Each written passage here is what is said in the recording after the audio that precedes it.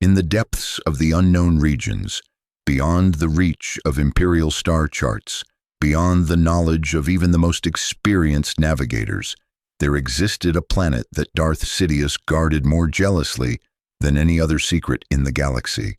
Not the location of the Death Star, not the hidden Sith artifacts scattered across ancient worlds, not even the contingency plans he had prepared in case of his own death. This planet was different. This planet was so dangerous, so fundamentally threatening to everything Palpatine had built, that he erased every reference to it from Imperial records. He eliminated every person who knew of its existence. He constructed an elaborate network of misdirection and false information to ensure that even if someone went looking for it, they would never find it. And most importantly, he never told Darth Vader.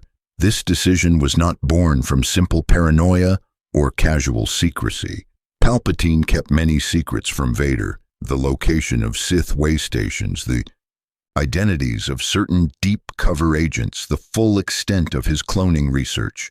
But those secrets were tactical, temporary, designed to maintain control while still using Vader as a weapon. The secret of this planet was different. It was existential, because if Vader ever discovered this world, if he ever set foot on its surface and learned what it contained, everything Palpatine had worked for would be at risk. The carefully constructed prison of pain, hatred, and self-loathing that kept Vader loyal would crack. The chains that bound the most powerful Force user in the galaxy to the Emperor's will would shatter. And Darth Sidious, the Dark Lord of the Sith who had conquered the galaxy through manipulation and deception, would face something he had not faced in decades: a genuine threat to his rule from the one person powerful enough to destroy him. So what was this planet? What could it possibly contain that was so dangerous that even the mention of its name could unravel the Empire? What knowledge existed there that Palpatine feared more than rebellion, more than Jedi survivors, more than any external threat? The answer lies in understanding what truly bound Vader to Palpatine. It wasn't just the dark side. It wasn't just the physical injuries that made Vader dependent on his armor and cybernetics. It was something deeper, more insidious, more psychologically devastating. It was the belief that he had nothing left to live for except service to the Empire. The belief that Padme was dead, that the Jedi were extinct, that the light side of the Force was a lie, and that his transformation into Vader was irreversible. Palpatine had spent decades reinforcing these beliefs, ensuring that Vader remained trapped in a prison of his own guilt, rage, and despair. But this planet threatened every one of those carefully constructed lies, because this planet held the truth. And the truth, in this case, was the most dangerous weapon in the galaxy. Let us journey to the unknown regions. Let us uncover the secret Palpatine guarded so obsessively. Let us discover why this single planet, this one hidden world, represented such an existential threat to the Dark Lord of the Sith that he would rather die than let Vader know it existed. Act 1. The Planet of Impossible Truths. Chapter 1. Mortis, the World Beyond Worlds. The planet Palpatine never told Vader about was Mortis. To those unfamiliar with the deepest mysteries of the Force, that name means nothing. It doesn't appear on any star chart. It has no coordinates that can be programmed into a Navy computer. It exists outside normal space and time, a realm that can only be accessed through specific Force conduits or at moments when the barriers between dimensions grow thin. Mortis was not a planet in the conventional sense. It was a vergence, a nexus point in the Force, where the boundaries between the physical universe and the cosmic Force became permeable. Those who entered Mortis stepped outside the normal flow of time. Hours could pass while decades elapsed in the outside galaxy, or decades could pass on Mortis while only moments passed elsewhere. But Mortis's true significance lay not in its temporal anomalies or its metaphysical nature. It lay in what, or rather who, resided there. Three beings of almost incomprehensible power called Mortis home. They were known by titles rather than names: the Father, the Daughter, and the Son. These beings were not gods, though to lesser Force users they might have appeared divine. They were physical manifestations of the Force itself, embodiments of the fundamental aspects that composed the cosmic energy field that bound the galaxy together. The Father represented balance, the attempt to maintain equilibrium between light and dark. The Daughter embodied the light side: compassion, selflessness, life, and creation. The Son personified the dark side: passion, selfishness, destruction, and chaos. For millennia beyond, counting, these three beings existed in a careful equilibrium on Mortis. The Father worked ceaselessly to prevent his children from escaping and unleashing their full power on the galaxy. The Daughter sought to spread light and life throughout the universe. The Son craved freedom to reshape reality according to his dark vision. Their conflict was eternal, their power immense, and their existence was one of the most closely guarded secrets in galactic history. Only a handful of beings across thousands of years ever learned of Mortis. Fewer still actually traveled there and returned. Anakin Skywalker was one of them. During the Clone Wars, years before his transformation into Darth Vader, Anakin had journeyed to Mortis alongside Obi-Wan Kenobi and Ahsoka Tano. They had been pulled there by the Father, who sought to test whether Anakin was truly the chosen one, prophesied to bring balance to the Force. What happened on Mortis was beyond extraordinary. Anakin confronted manifestations of the Force itself. He witnessed visions of his future, including his fall to the dark side and transformation into Darth Vader. He learned truths about the nature of the Force that contradicted everything the Jedi had taught him.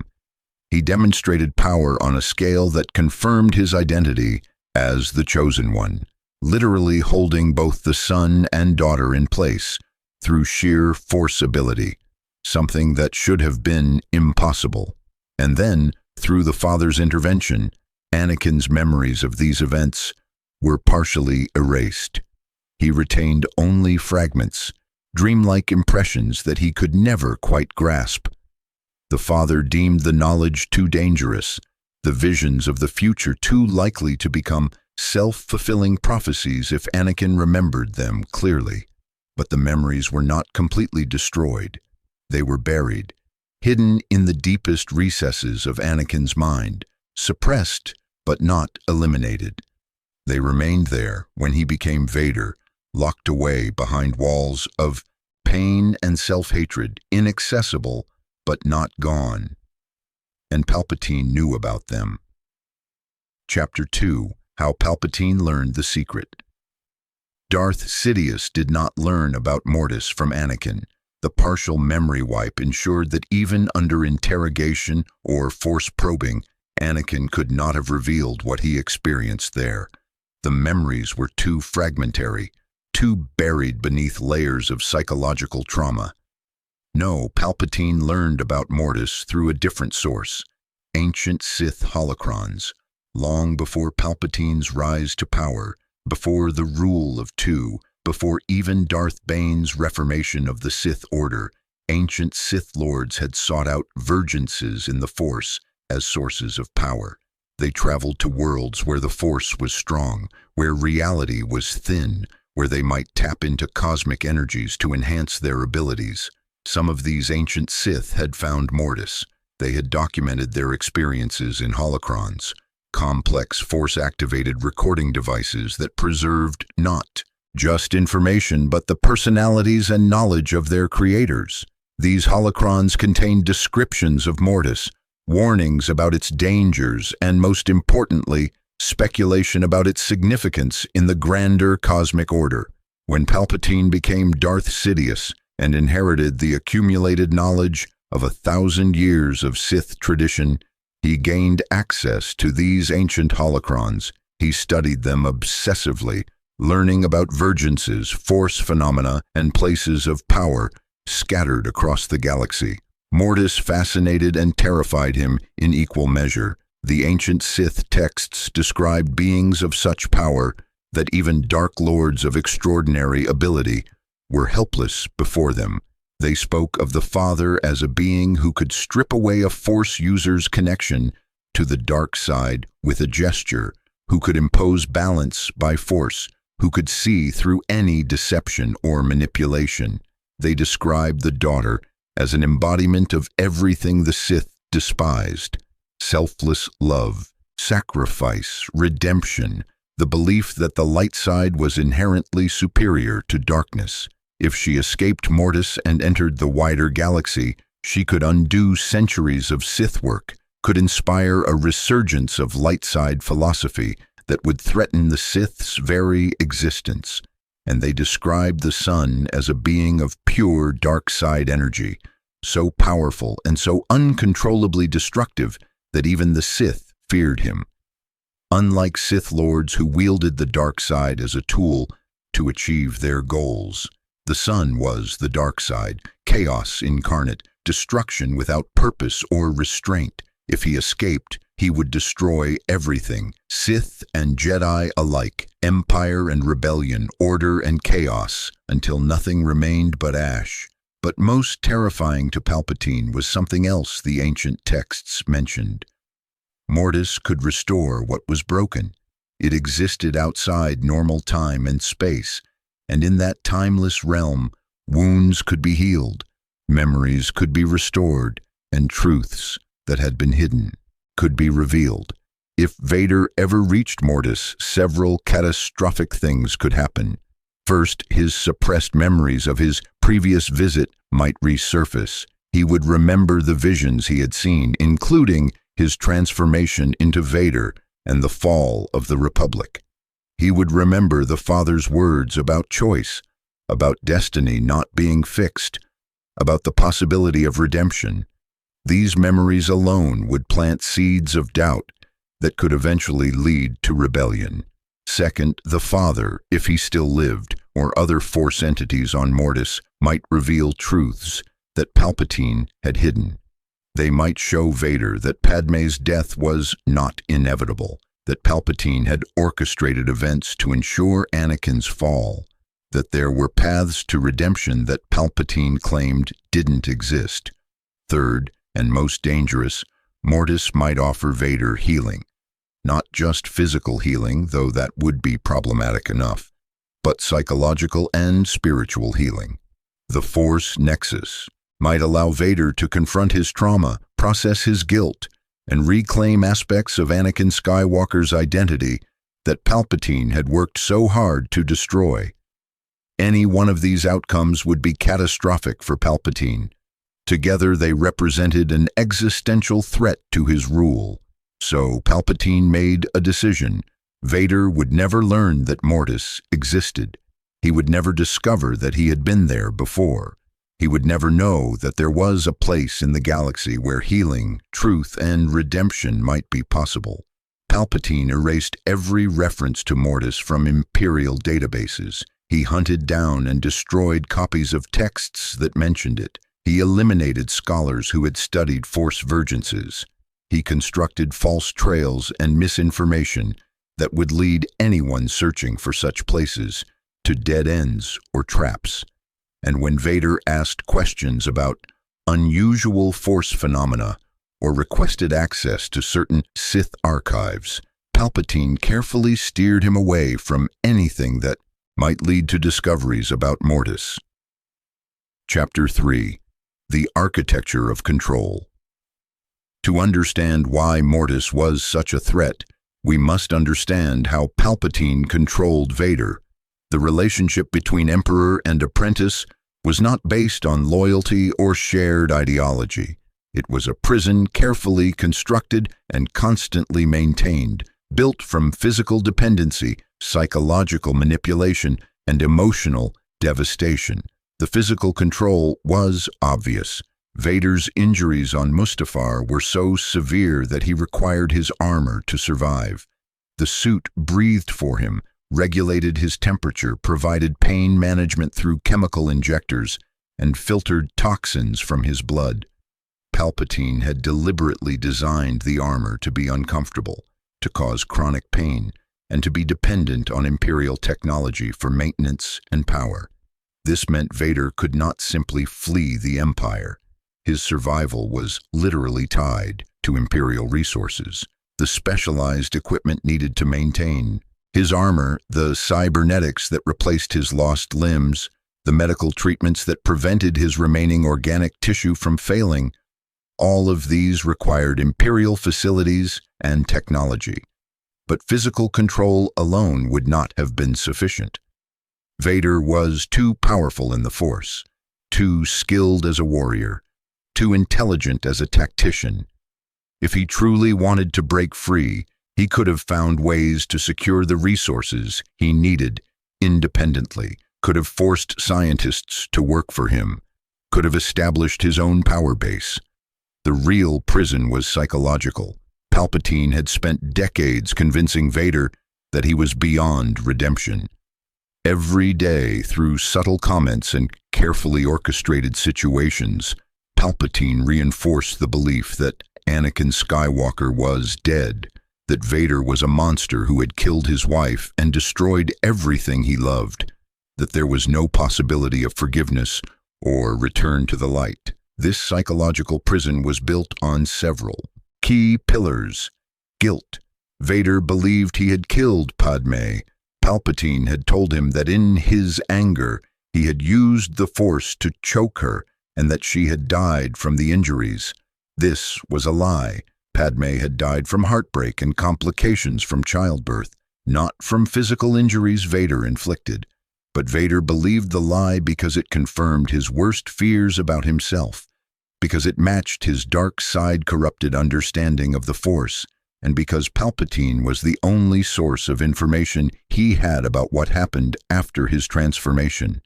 Isolation. Palpatine ensured that Vader had no meaningful relationships beyond his connection to the Emperor. Vader had no friends, no confidants, no one who knew him as Anakin. Every person he interacted with feared him, obeyed him out of terror, or sought to use him. This isolation meant Vader had no one to challenge Palpatine's narrative, no one to offer alternative interpretations of events, no one to suggest that redemption might be possible. Purpose through destruction. Palpatine channeled Vader's self-hatred into service to the Empire. He convinced Vader that the only way to give meaning to his existence was through absolute loyalty, through hunting Jedi survivors, through crushing rebellion, through being the Empire's weapon. This gave Vader a reason to continue existing even when he hated himself and his life, because stopping would mean confronting the emptiness and meaninglessness of his existence. False hope. Occasionally, Palpatine would dangle possibilities before Vader, opportunities to increase his power, chances to overthrow the Emperor and rule the galaxy himself, suggestions that sufficient strength in the dark side might allow him to bring Padme back from death. These false hopes kept Vader engaged, kept him striving for goals that Palpatine knew were impossible, preventing the complete despair that might have led Vader to simply let himself die. This prison was nearly perfect. Vader remained loyal not because he believed in the Empire's ideology or because he feared Palpatine's power, but because he believed he had no other option, that this half-life of pain and service was all he deserved and all that remained possible for him. But Mortis threatened every pillar of that prison. Act 2. The truth that could set Vader free. Chapter 4. What Mortis could reveal. If Vader ever reached Mortis, the carefully constructed lies that kept him bound to Palpatine would begin to unravel. Not immediately, perhaps, but inevitably. Mortis existed outside normal time and space. It was a realm where the Force itself was more present, more tangible, more responsive to truth than anywhere else in the galaxy. Force visions there were not mere possibilities. They were reflections of deep reality. Deceptions were difficult to maintain. Lies were exposed by the very nature of the place. The first thing Vader would likely experience upon arriving at Mortis would be the return of his suppressed memories. The father's memory wipe had been powerful but not perfect. It was designed to fade over time, assuming that by the time the memories fully returned, Anakin would have grown in wisdom and maturity enough to handle them. But Anakin never got that chance to mature. He fell to the dark side, became Vader, and the trauma of his transformation created additional psychological barriers that kept those memories buried even deeper than the father had intended. On Mortis, those barriers would crumble. Vader would remember his first journey there. He would remember the father testing him, the daughter showing him visions of peace, the son attempting to corrupt him. He would remember the prophecy about the Chosen One bringing balance to the Force. Most importantly, he would remember the vision the son had shown him, the vision of his future as Darth Vader, the vision of Padmé's death, the vision of the Empire rising and the Jedi falling. He would remember that he had seen all of this before it happened, that he had been warned, that he had been given the chance to change his path, but had forgotten. This memory alone would be devastating. It would reveal that his fall was not inevitable, that he had been manipulated, that the father had tried to prevent exactly what came to pass by erasing the memories that made it seem predestined. But there was more. If any of the Mortis beings still existed, and this was uncertain as their fate after Anakin's first visit was ambiguous, they might reveal truths about Padmé's death.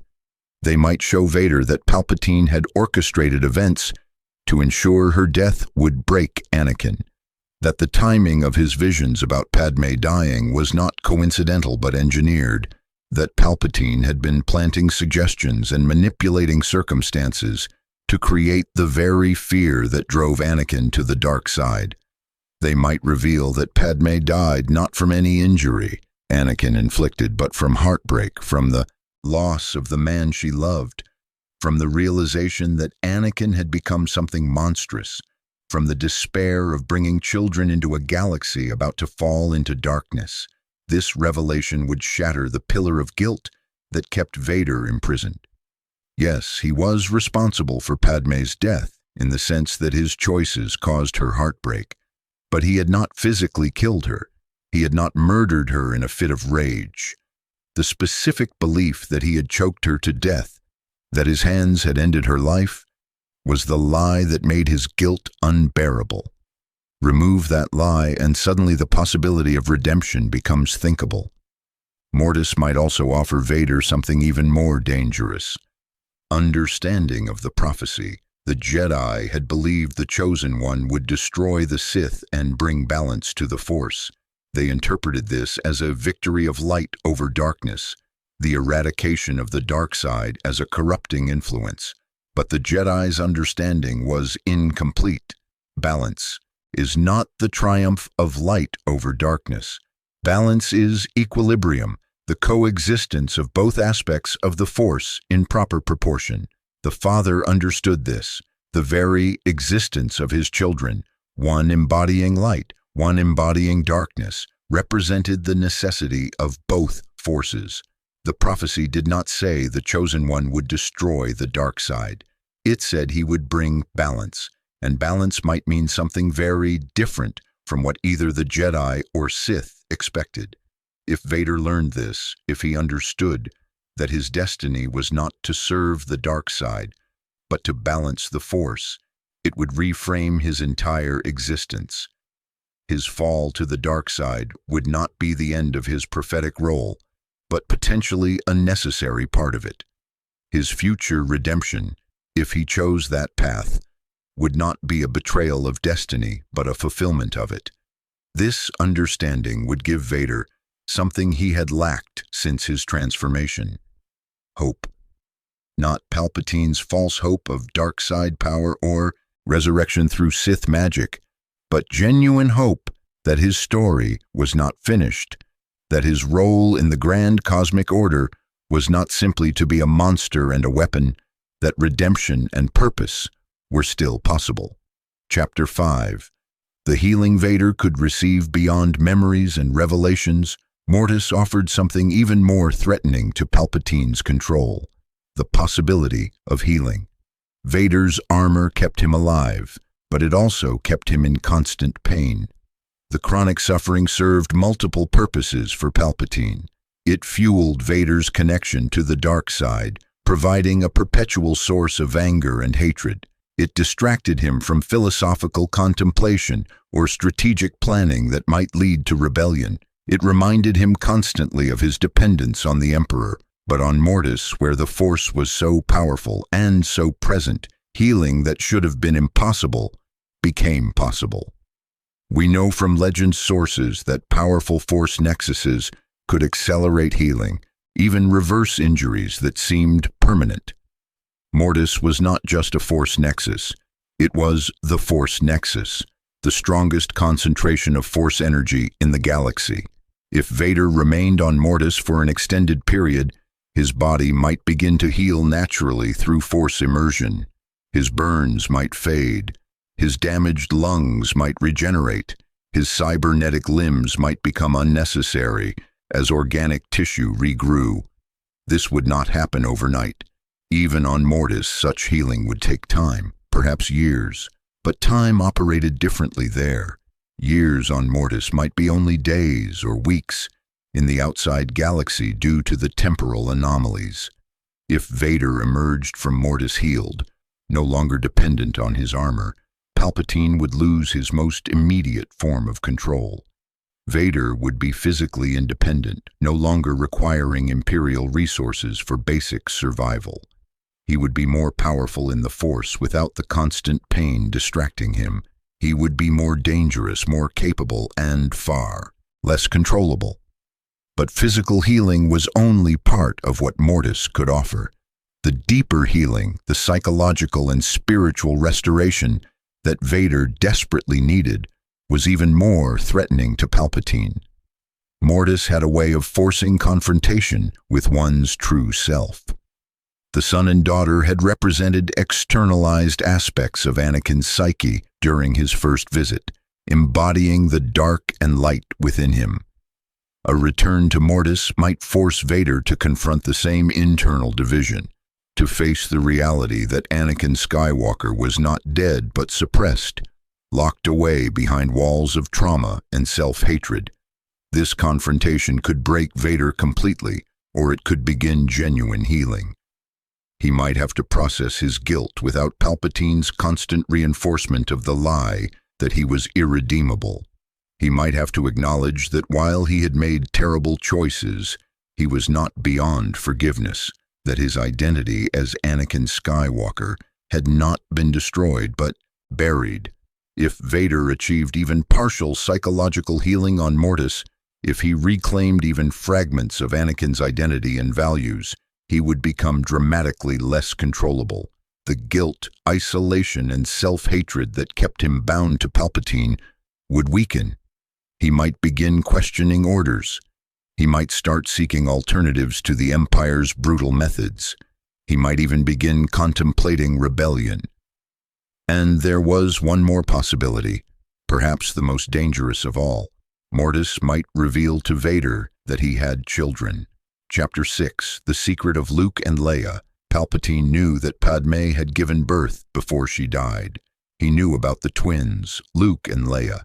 He had taken steps to hide them, allowing Bail Organa to adopt Leia and leaving Luke with the Lars family on Tatooine while ensuring their connection to Vader remained secret.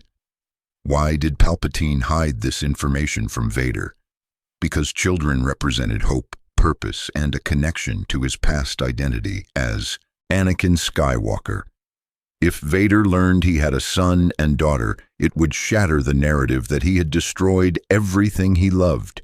It would give him a reason to live beyond service to the Empire. It would create the possibility of relationships not based on fear and domination. It would reconnect him to Padme through the children they created together. All of this would be catastrophic for Palpatine's control. So he concealed the truth, allowing Vader to believe he had killed not only Padme, but also their unborn child, that his bloodline and his last connection to his former life had been destroyed by his own actions. But Mortis might reveal this lie. The Force was particularly strong in the Skywalker bloodline. Luke and Leia, though untrained during most of the Empire's reign, still created presences in the Force that a sufficiently powerful Force user could sense if they knew what to look for and had the ability to perceive across vast distances.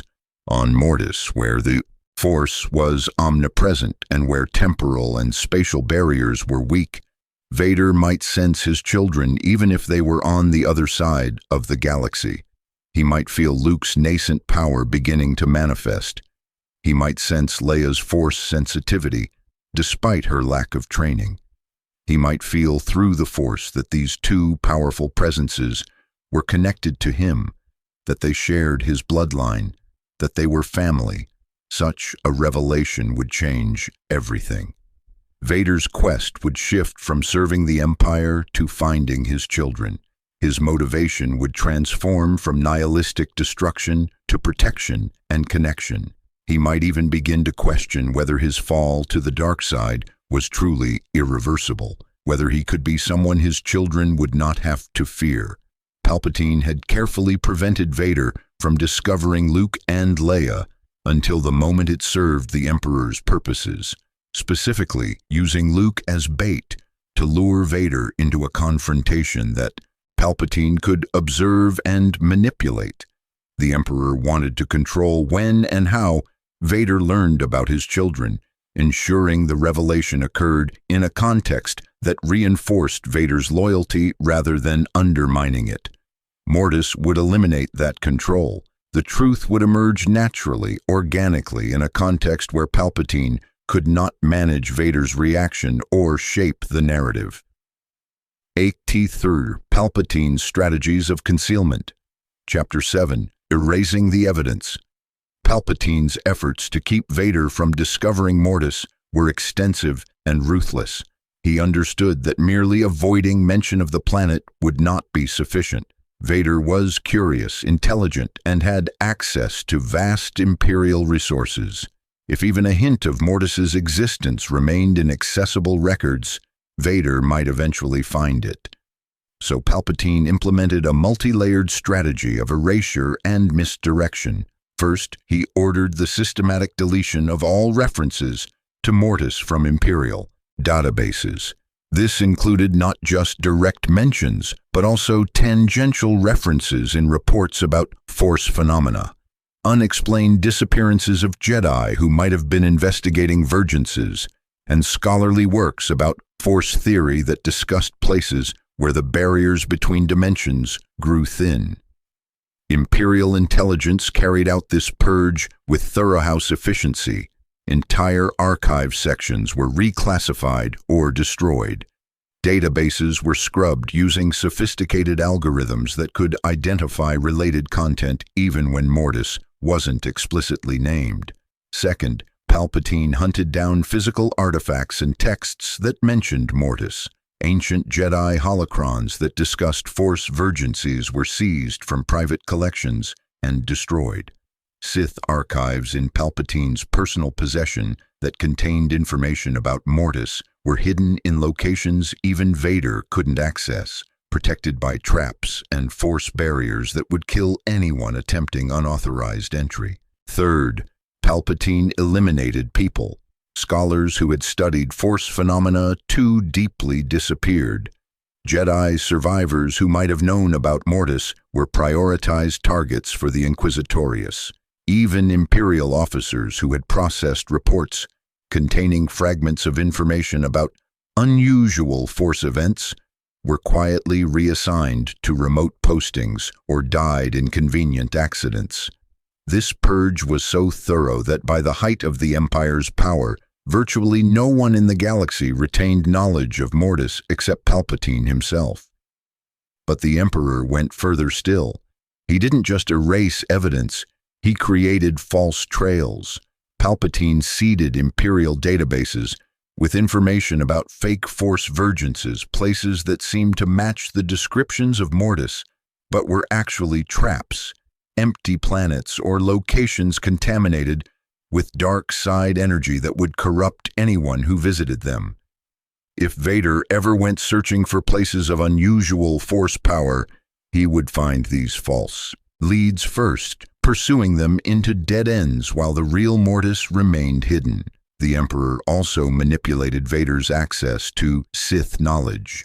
While Vader was allowed to study Sith philosophy and learn dark side techniques, certain archives were always off-limits, always classified as too dangerous or too sacred for even the Emperor's apprentice to access. Vader accepted these restrictions because Palpatine framed them as tests of loyalty, and because the knowledge he was allowed was vast enough to keep him occupied for decades. What Vader didn't know was that the restricted archives contained information about Mortis and other vergences, knowledge that might lead him to question the narratives Palpatine had constructed about the Force, destiny, and redemption. Chapter 8. Steering Vader's Curiosity. Despite all these precautions, there were moments when Vader came dangerously close to discovering the truth. On several occasions, Vader encountered Force phenomena that resonated with his suppressed memories of Mortis, strange temporal anomalies, visions that seemed more real than normal Force visions, encounters with unusual Force-sensitive beings who spoke in riddles about balance and destiny. Each time Vader's curiosity was piqued, he would begin asking questions, conducting research, seeking explanations for what he had experienced. And each time Palpatine intervened. Sometimes the intervention was direct.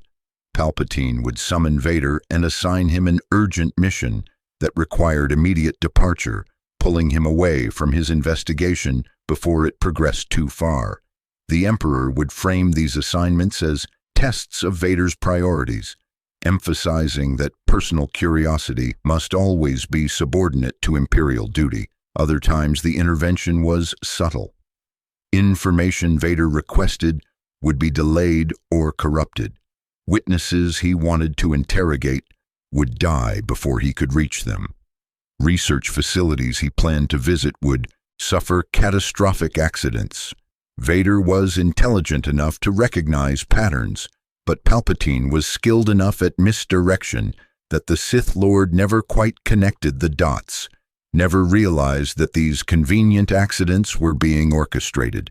Palpatine also used psychological manipulation. When Vader showed too much interest in Force mysteries or began contemplating philosophical questions about destiny and redemption, the Emperor would engineer situations that reminded Vader of his guilt and reinforced his identity as a monster.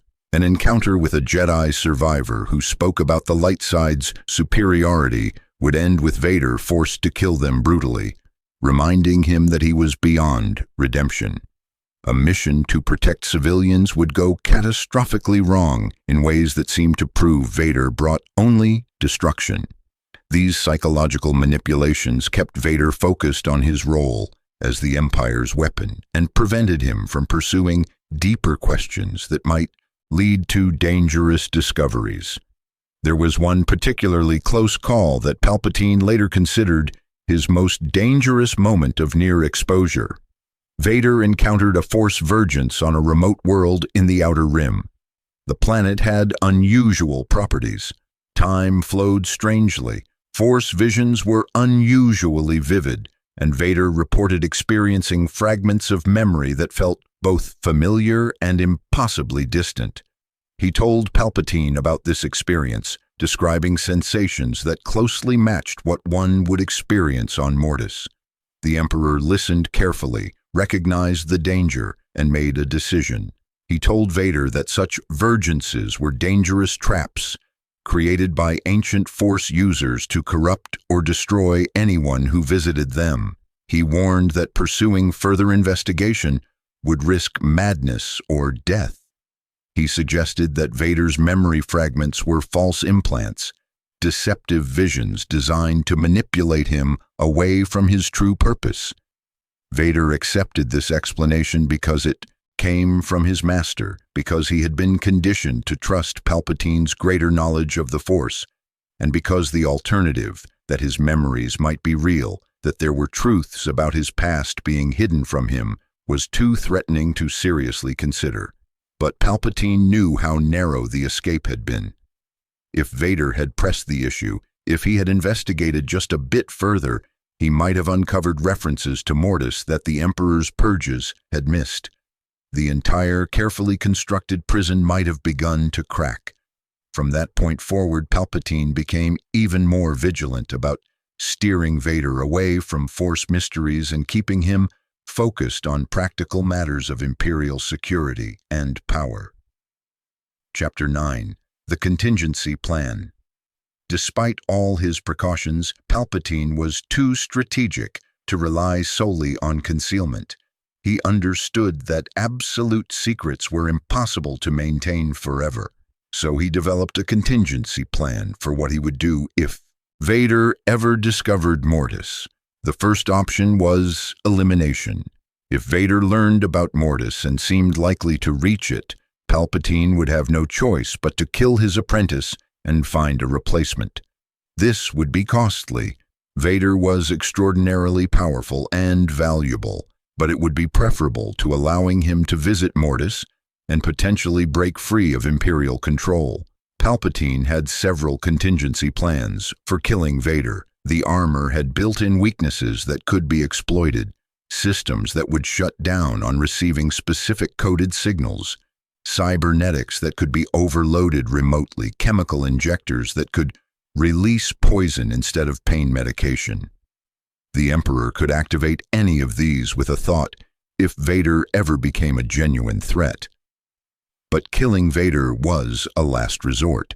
The second option was redirection and re-corruption. If Vader learned about Mortis but hadn't yet traveled there, Palpatine would attempt to frame the knowledge differently. He might reveal that he knew about the planet all along but had been protecting Vader from it. He would claim that Mortis was a place of great danger where the sun, the dark side entity, still resided, waiting to corrupt and destroy anyone who arrived. He would suggest that only by becoming stronger in the dark side could Vader hope to survive a visit there, conveniently ensuring that any trip to Mortis would occur only after Vader had become so deeply corrupted that redemption was impossible. Palpatine might even offer to accompany Vader to Mortis, turning the journey into an opportunity to deepen Vader's corruption rather than risk his redemption. With the Emperor present, any revelations or healings that might occur could be managed, reframed, and turned into tools for further manipulation. The third option was the most desperate. If Vader somehow reached Mortis, despite all precautions, and began experiencing healing or memory restoration, Palpatine would attempt to destroy Mortis itself. Ancient Sith texts described methods for corrupting or destroying Force vergences. It required immense power and careful ritual, but it was possible. If Mortis threatened to free Vader from Imperial control, Palpatine would rather destroy the planet and risk cosmic consequences than lose his apprentice. This final contingency revealed the depths of Palpatine's commitment to maintaining control. He had conquered the galaxy, destroyed the Jedi, and built an empire that would last for generations. But all of it was meaningless if he lost control of the most powerful Force user alive. Vader was the cornerstone of Palpatine's plans for immortality, for crushing any resistance, for ensuring that the Sith ruled forever. Mortis represented a threat to that vision, and Palpatine would sacrifice anything, even risk cosmic balance itself, to preserve his control. Act 4. The Cosmic Stakes, Chapter 10. What Mortis Meant for the Force. To fully understand why Palpatine's concealment of Mortis was so consequential, we must examine what the planet represented in the grander cosmic order. Mortis was not just a place of power. It was a crucible where the fundamental nature of the Force was tested and refined. The conflict between the son and daughter, mediated by the father, represented the eternal struggle between light and dark, between creation and destruction, between selflessness and selfishness. For millennia, this conflict remained contained on Mortis, prevented from spilling into the wider galaxy by the Father's vigilance. But during Anakin's first visit, something changed. The balance was disrupted. The son temporarily gained access to knowledge that allowed him to kill the father. The daughter sacrificed herself to save Anakin. The son, in a moment of regret, allowed Anakin to kill him. All three Mortis beings died. Their physical forms ended. But did Mortis itself survive? Did the Vergence persist even after its guardians perished? This question remained unanswered in canonical sources, but the implications were profound. If Mortis continued to exist as a force nexus, even without the father, son, and daughter, it would be even more dangerous and unpredictable. The careful balance they maintained would be gone. The planet might become a wild Vergence, amplifying whatever force energies encountered it without the tempering influence of the ancient beings. For a dark side user like Palpatine, this could be an opportunity, a source of immense power to tap into.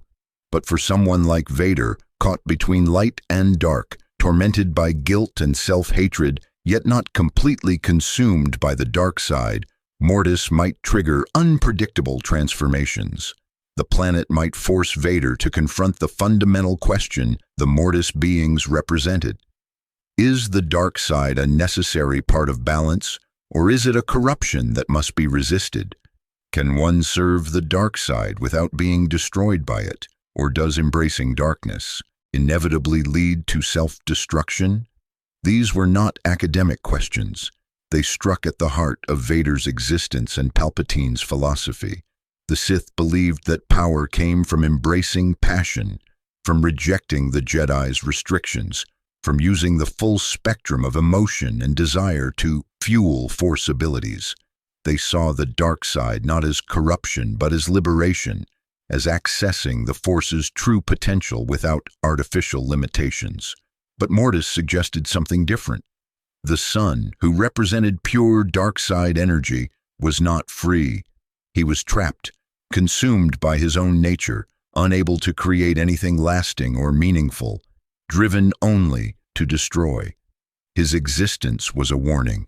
Embrace the dark side completely, and you become a prisoner of chaos and destruction, not a master of power.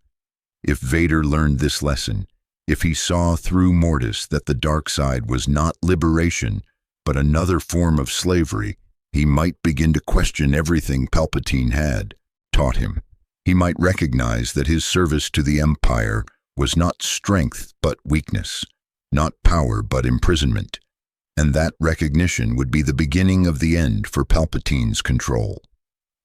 Chapter 11. The Prophecy and its Implications. The other cosmic element at play was the prophecy of the Chosen One. This ancient Jedi prophecy predicted that a being would arise who would bring balance to the Force and destroy the Sith. The Jedi interpreted this prophecy as a prediction of their ultimate victory. They believed the Chosen One would eradicate the dark side and usher in an age of light.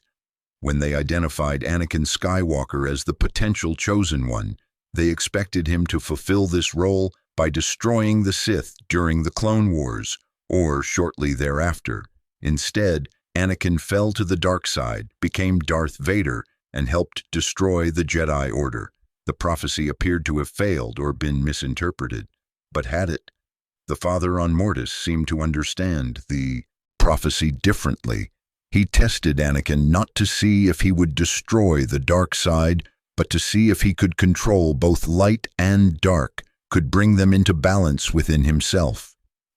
When Anakin demonstrated the ability to simultaneously restrain both the son and the daughter, to hold light and dark in equilibrium, the father recognized him as the genuine Chosen One. This interpretation suggested that bringing balance to the Force did not mean destroying one side in favor of the other. It meant reconciling them, accepting that both light and dark were necessary aspects of a greater whole, and finding a way for them to coexist without consuming each other.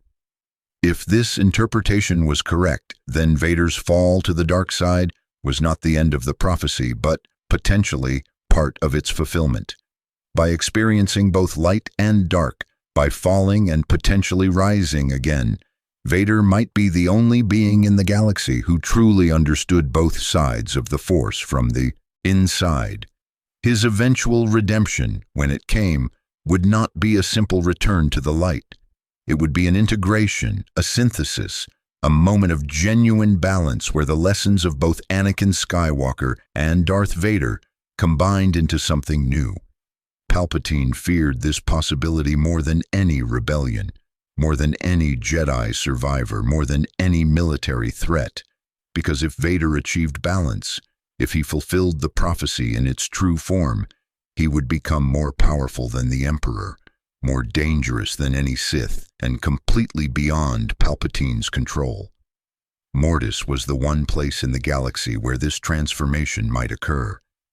It was the crucible of balance, the place where the prophecy had first been tested. If Vader returned there with even a fragment of openness to redemption, the planet itself might catalyze his transformation into the being he was always meant to become. This is why Palpatine could never allow Vader to find Mortis, not just because it threatened control over one powerful apprentice, but because it threatened the entire Sith philosophy, the entire structure of the Empire, the entire future Palpatine had planned. If Vader became the true chosen one, balanced, redeemed, integrated, the age of the Sith would end, and Palpatine would rather destroy the galaxy than allow that to happen. Chapter 12. The Irony of Concealment. There is a profound irony in Palpatine's success at hiding Mortis from Vader.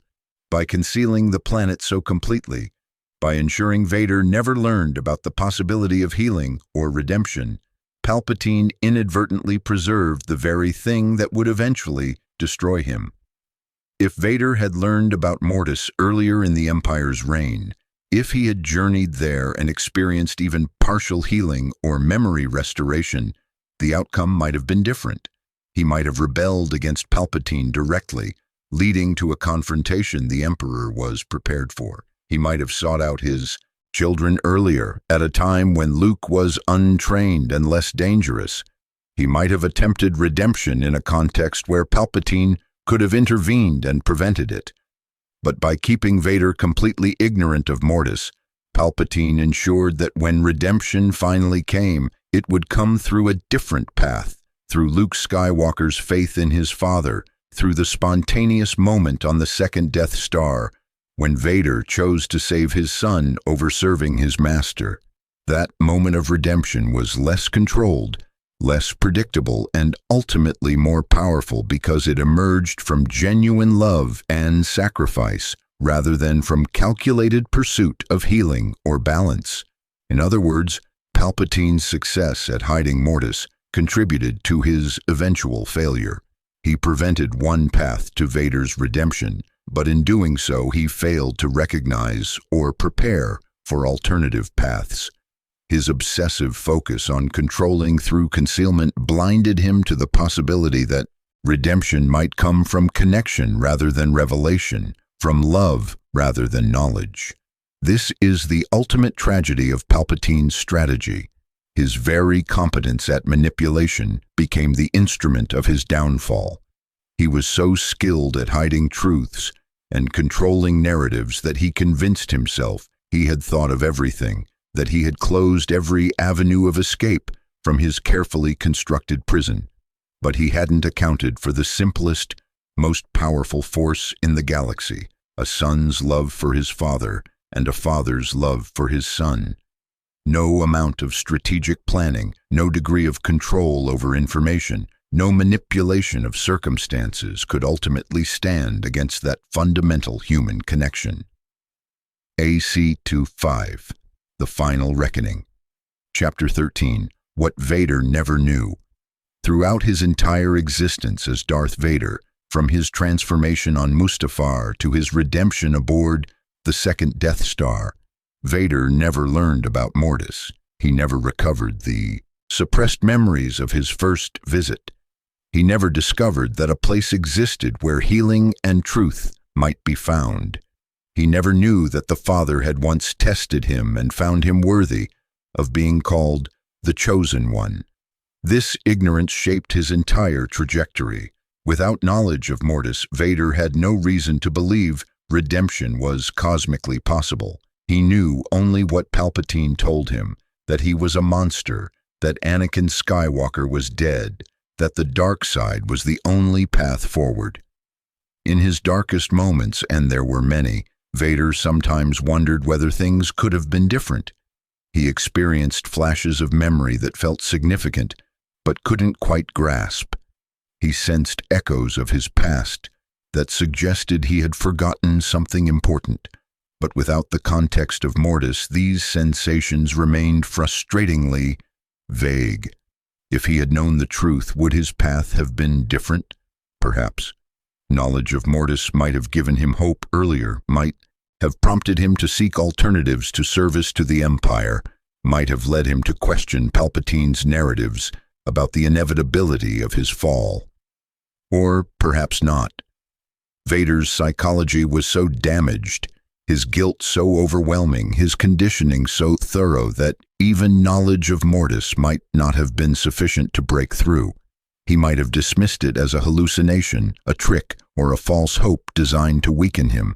We will never know because Palpatine's concealment was successful. The secret was kept until it became irrelevant, until Vader found redemption through a different path that made knowledge of Mortis unnecessary. But the concealment had consequences beyond Vader's personal journey.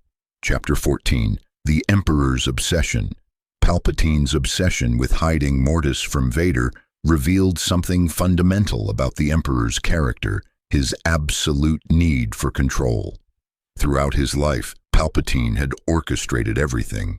He manipulated the Naboo crisis to gain political power. He engineered the Clone Wars to destroy the Jedi and transform the Republic into the Empire. He corrupted Anakin Skywalker with surgical precision. Every major event in the galaxy for decades was shaped by his plans. This degree of control was not just about achieving goals. It was psychological. Palpatine needed to believe that he was smarter than everyone else, that his plans were perfect, that no variable existed that he hadn't accounted for. Mortis represented a threat to this self-image.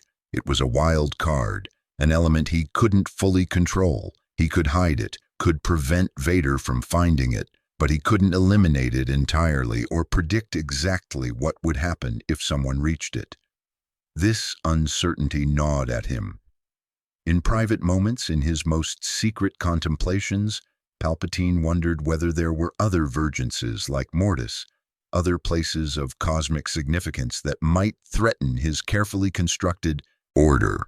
He wondered whether the Force itself, that energy field he sought to dominate and bend to his will, might have aspects beyond his comprehension or control. These doubts made him paranoid. He became obsessed not just with hiding Mortis, but with controlling every source of information about the Force, every ancient text, every Force-sensitive being who might know secrets he didn't. This paranoia manifested in the systematic destruction of knowledge that characterized the Empire. Libraries were burned, holocrons were seized and locked away. Force-sensitive children were hunted down not just because they might become Jedi, but because they represented unknowns, variables that might develop in ways Palpatine couldn't predict. The irony was that this very obsession with control made Palpatine vulnerable. By destroying so much knowledge, he ensured that when threats did emerge, he had fewer resources to understand and counter them. By isolating himself through paranoia, he eliminated potential allies who might have warned him of dangers he didn't perceive. His obsession with hiding Mortis was part of this larger pattern, a brilliant mind that had achieved extraordinary success through manipulation and control, but that had also trapped itself in a prison of its own design, unable to accept that some things might exist beyond its ability to manage. Chapter 15. The Legacy of Concealment. When Palpatine died aboard the second Death Star, killed by Vader's choice to save Luke rather than serve his master, the secret of Mortis died with him, or so it seemed. But secrets have a way of persisting. Information, once created, is difficult to completely destroy. Fragments remained in unlikely places, a marginal notation in an ancient text that survived because it was considered too obscure to be dangerous, a scholar's personal journal hidden in a forgotten archive, whispered rumors among Force-sensitive communities that lived on the edges of the galaxy. In the years following the Empire's fall, as the New Republic worked to restore lost knowledge and rebuild institutions the Empire had destroyed, some of these fragments began to resurface. Luke Skywalker, in his quest to understand the Force and rebuild the Jedi Order, encountered references to Mortis. They were vague, incomplete, often contradictory, but they suggested the existence of a place of immense Force significance, a crucible of balance, a vergence unlike any other. Luke became intrigued.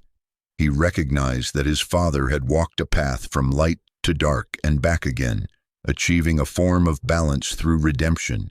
He wondered whether there were cosmic patterns or locations that might help him understand this balance more deeply. His search for Mortis became part of his larger quest to understand the Force beyond the limited Jedi and Sith perspectives. He recognized that both traditions had been incomplete, that neither had fully grasped the complexity of the Force or the meaning of balance. But Luke never found Mortis.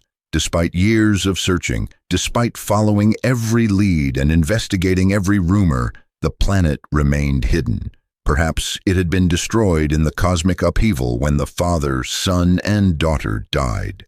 Perhaps it had phased out of normal space-time entirely, becoming permanently inaccessible.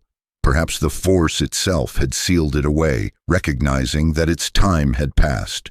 Or perhaps Mortis was simply waiting for a moment when it would be needed again, when another crisis of balance would require the intervention of that place beyond time and space, waiting for someone worthy to find it, someone who could use its truths for creation rather than destruction.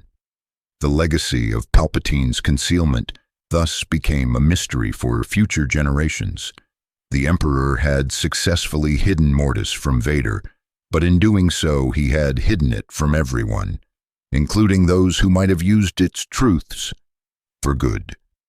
This final irony captured the essence of Palpatine's reign, a pursuit of control so absolute that it destroyed even the possibility of beneficial outcomes, leaving behind only absence, only the shadows of what might have been. Epilogue. The planet that shaped a galaxy. In the end, Mortis never needed to be found for it to influence galactic history. Its very existence, hidden, rumored, feared, shaped decisions and destinies across decades. It shaped Palpatine's obsession with control, driving him to extremes of paranoia and manipulation that ultimately contributed to his downfall. It shaped Vader's journey by its absence, by ensuring that his redemption would come through human connection rather than cosmic revelation. It shaped Luke's understanding of the Force, prompting him to seek truths beyond traditional Jedi teachings, even when he couldn't access the Vergence itself. The planet that Palpatine never told Vader about became, paradoxically, one of the most influential locations in galactic history, despite, or perhaps because of, its hiddenness. It represented the truths that the Empire sought to suppress, that redemption was possible, that balance was more complex than domination, that the Force contained mysteries beyond any single being's ability to control or comprehend. Every action Palpatine took to hide Mortis was an admission that these truths existed and were dangerous to his rule. Every precaution he implemented was an acknowledgement that his carefully constructed order was fragile, that it depended on lies and concealment rather than on genuine strength or truth. In concealing Mortis, Palpatine revealed the fundamental weakness of his empire. It could only exist if certain truths remained hidden, if certain possibilities remained unexplored, if certain paths to redemption and balance remained closed. And when those truths emerged anyway, not through Mortis but through the simple act of a father saving his son, the empire crumbled. Not because its military was defeated, not because its political structure collapsed, but because the lie at its foundation was exposed. Anakin Skywalker was not dead. Redemption was possible. Balance could be achieved. Love was stronger than fear. These were the truths of Mortis, the lessons of the father, son, and daughter. And though Vader never walked on that mystical planet again, though he never consciously remembered his first journey there, those truths lived in him nonetheless, dormant but not destroyed, waiting for the moment when they could finally emerge and fulfill the ancient prophecy. That moment came when Vader lifted the Emperor and cast him into the abyss, choosing his son over his master, choosing love over power, choosing redemption over damnation. In that instant, the secret of Mortis became irrelevant. The truths it contained had manifested anyway, through a path Palpatine had never anticipated and could not prevent. The planet the Emperor never told Vader about shaped the galaxy not by being found, but by existing, a reminder that some truths are too fundamental to be suppressed forever, that balance will always find a way, and that redemption, no matter how thoroughly hidden, remains possible for those with the courage to choose it.